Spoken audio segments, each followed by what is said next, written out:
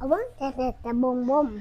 Hi, what's up sa inyo mga kaboom-boom? I'm a nurse, EMT by heart, and a GAN enthusiast, and welcome back to our channel. Are you ready? Stand by. And for today's video, tayo ay magse-set up ng beginners-friendly aquarium. So halika kayo at sabayan nyo ko i-set up itong ating aquarium. So let's go! Ang aking goal para sa tank na to is to create a clean, minimalist, nature-style aquascape that's perfect for small fish and easy to maintain.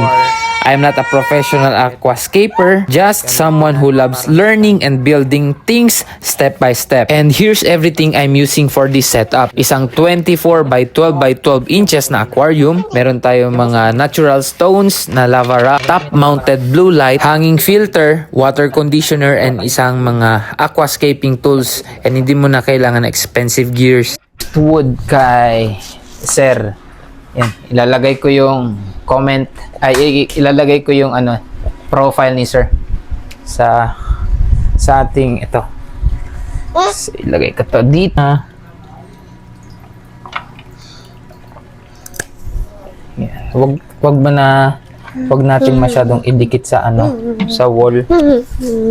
Next is we add the ating mga lava rocks. Then I created a slight slope higher at the back and lower at the front to give a depth and perspective. So ayan, meron tayong ilalagay natin yan. Then after that, I started arranging my stones and driftwood. And this is my favorite part, like building a mini landscape. I kept adjusting until I was happy with the design. Ayusin lang natin. So ibuhos lang natin itong sana hindi tayo kulangin ng Oops. Yes, banana yan. Punta muna daw kayo kay Dad. Mamaya na, magsabi lang ako sa'yo kung maglagay na. Ay, please muna na. Hindi na maayos. Oh. Mamaya na, nak.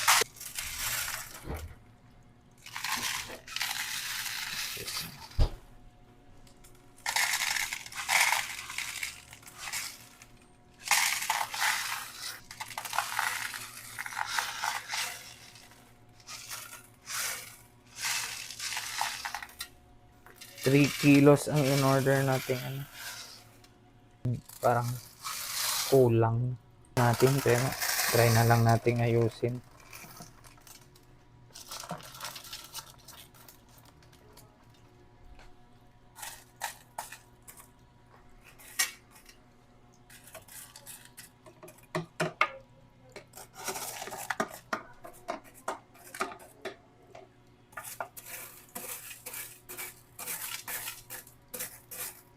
Nga mga blue para sa mabot. Ambot lang pa.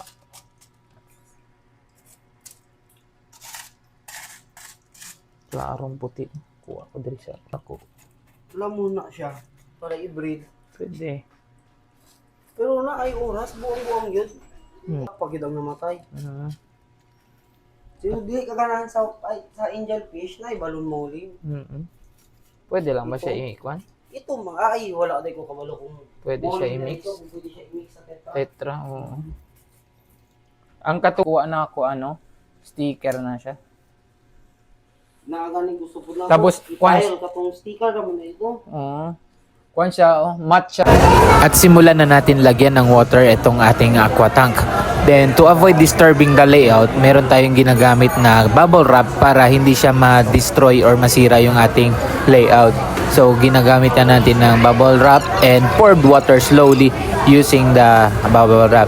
So ngayon, lagay din tayo ng konting water conditioner to remove harmful chemicals. 20 liters isang cup. So tayo ay roughly nasa mga 48 liters to. So lagay tayo na 3 siguro. Lagyan natin ng vitamin na rin itong ating tank bago natin ilagay yung isda. Konting linis ng ating tank. Ayan. Napunta doon. Okay. Refill naman siya sa mineral. At punta sa ating lava rock. Mineral. And then, ayun.